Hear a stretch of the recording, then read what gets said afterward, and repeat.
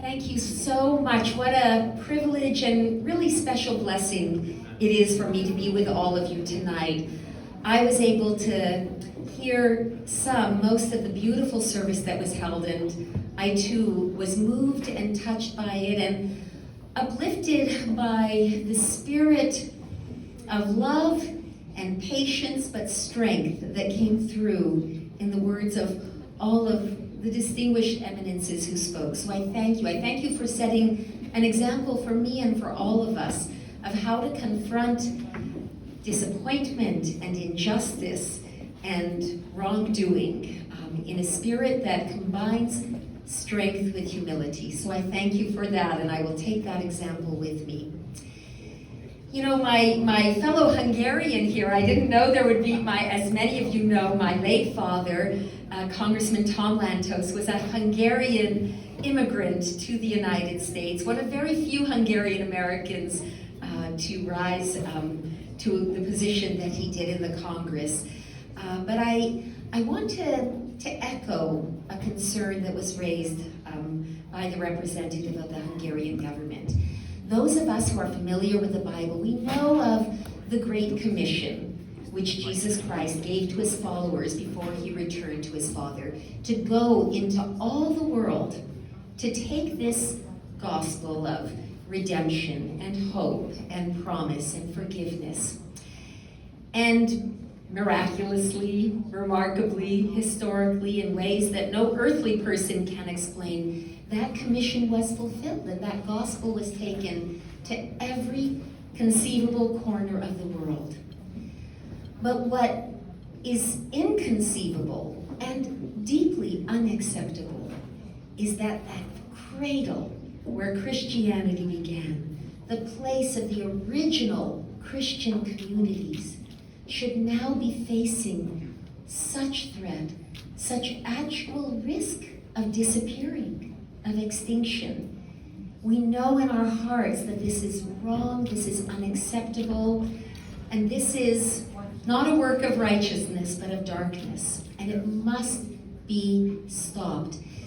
And as we think about Hagia Sophia, that incredible, incredible structure, this move now by the government of Erdogan to once again take this sacred site and turn it into a mosque. And we honor and revere mosques, but we do not honor and revere the theft of one faith by another, the trampling of one sacred place by another community. That is not right. It is not right under international law, and it is not right under God's laws. You know, I had the opportunity to visit Hagia Sophia when I was a youth serve commissioner, and I actually was able to go with my colleague, Marianne Glendon, who some of you may know, but a wonderful, remarkable woman, a great Catholic figure. She was at one time our ambassador to the Holy See. And it was a very special experience to walk around that magnificent and sacred space with hers. And she spoke about how, for so many Christians, it represents actually the center of the world. And she used a wonderful Latin phrase, and probably one of you can help me out with it, because I was trying to remember, that described that reality, that this is the center of the world. And I am neither Orthodox nor Catholic, but I can tell you that I felt when I was there this same powerful spirit of uplift, of being in a very sacred place that I've only felt in a few places. One of them for me has been at the Western Wall, the Wailing Wall in Jerusalem, as I placed my hands on those stones and felt the history of my family's people come through to me through those stones. And when I was in Hagia Sophia, I thought of a very funny little book, really almost more of a short story that I had read many years ago, and it's kind of an intriguing book called Mount Analog. And what is intriguing about it is that it was unfinished by the author, but it tells of an expedition by a group of intrepid explorers who are seeking a mysterious mountain known as Mount Analog.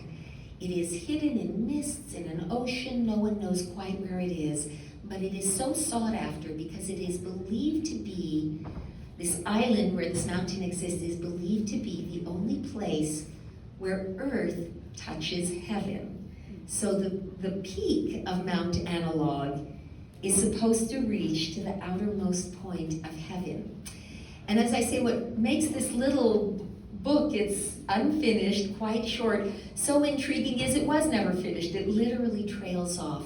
But I remember thinking when I was in Hagia Sophia, I think I might have found Mount Analog, that place, that sought-after place on earth where here on this level we can somehow touch heaven. I don't know how this wrong will be reversed, but I believe it will be reversed. My father used to say that time heals all wounds and wounds all heals. And so I think in the justice that often unfolds, not in the immediate, not according to our schedule, but unfolds nonetheless, that this beautiful and magnificent sacred place, which really is a symbol, to me at least, for all of those ancient Christian communities, for the cradle of one of the very great faiths of our world, that it will, in time, return to its roots. But whatever happens in this world of politics, in this world of often wrongdoing, we know that in the very DNA of that foundation, of those stones, of those arches, of those windows, of all the magnificence of those mosaics, in the DNA, no one can ever change Hagia Sophia from what it is, which is a place where heaven and earth meet. Thank you so much.